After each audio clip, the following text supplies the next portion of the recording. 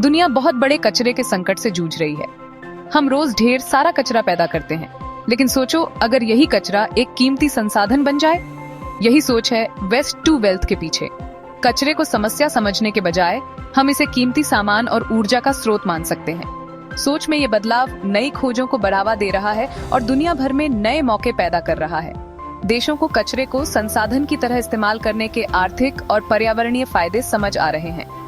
Recycling और waste to energy projects के जरिए रिसोर्स रिकवरी जोर पकड़ रही है। ये तरीका न सिर्फ कचरे की समस्या का हल निकालता है, बल्कि नए संसाधनों पर हमारी निर्भरता भी कम करता है।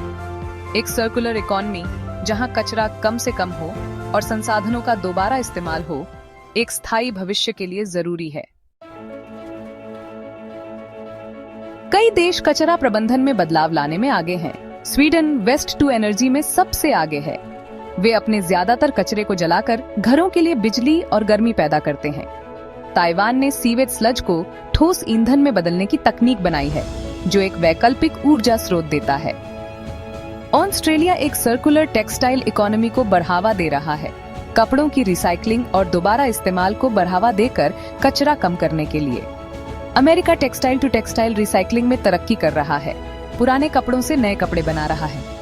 बांग्लादेश एक बड़ा कपड़ा निर्माता अपसाइक्लिंग कर रहा है, बेकार चीजों को ज्यादा कीमत वाले नए उत्पादों में बदल रहा है। नीदरलैंड ने स्मार्ट गारमेंट रिसाइकलिंग प्लांट बनाए हैं, जो कपड़ों को अच्छी तरह से अलग और प्रोसेस करते हैं। Saudi Arab mixed waste to energy plants में जोर शोर से निवेश कर रहा है, जिसका लक्ष्य लैंडफिल कचरा कम करना और बिजली पैदा करना है।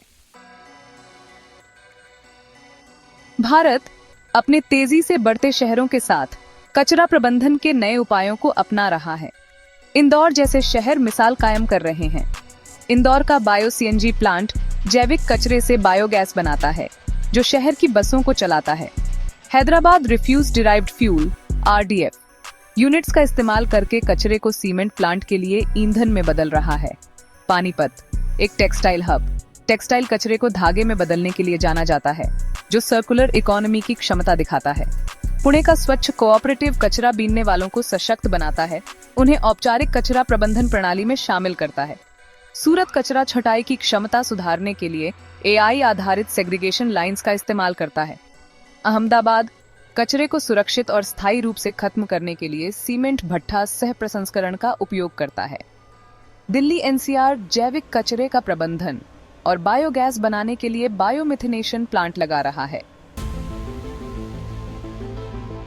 कुशल कचरा प्रबंधन की दिशा में भारत की यात्रा में चुनौतियां हैं। स्रोत पर कचरे को सही तरह से अलग न करना एक बड़ी बाधा है।